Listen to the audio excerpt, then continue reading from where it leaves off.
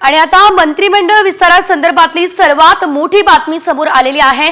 भाजपच्या वाट्यातील दोनच खाती भाजपने एकनाथ शिंदे याशिवाय अजित पवार यांना देण्याची तयारी दाखवली आहे। मुख्य म्हणजे ज्या खात्यांसाठी शिंदे अडून बसले तर ती खाती भाजप सोडणार नसल्याची माहिती सूत्रांनी दिली आहे। एकनाथ शिंदे गृहमंत्री पदासाठी कितीही आग्रही असले तरी गृहमंत्री पद शिवसेनेला मिळणार नाही आहे, तर नगर विकास खात्यावर सुद्धा शिवसेनेला पाणी सोडावं लागणार ही शक्यता आहे। तर भाजपच्या वाट्यातील महसूल शिंदेंना आणि गृहनिर्माण दादांना ही केवळ दोनच खाती देण्याची तयारी भाजपने दाखवली अशी माहिती विश्वसनीय सूत्रांनी दिली।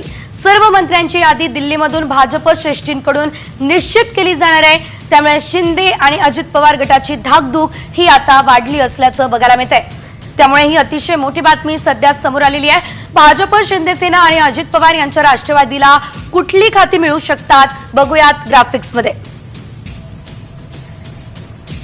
आपण बघतोय नगर विकास आणि गृह खातं भाजपकडे राहू शकतं। विधी आणि कायदा हे खातं सुद्धा भाजपकडे राहू शकतं।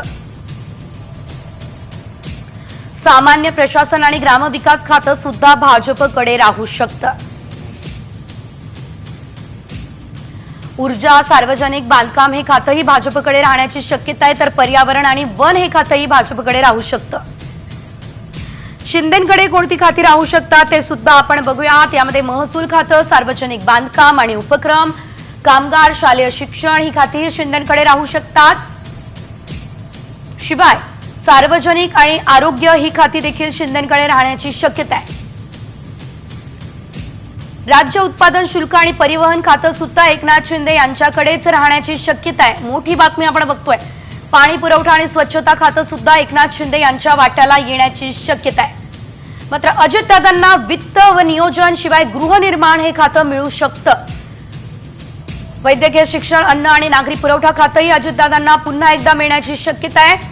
खरं तर सध्या हे केवळ आपण शक्यता बघतोय। महिला आणि बालविकास खातंही अजितदादांना मिळू शकतं अशी शक्यता आहे, तर मदत आणि पुनर्वसन हे खातं सुद्धा अजितदादांच्या वाट्याला येण्याची शक्यता नाकारता येत नाही। तर अन्न आणि औषध प्रशासन खातं सुद्धा दादांच्याच वाट्याला जाणार असल्याचं कळत आहे।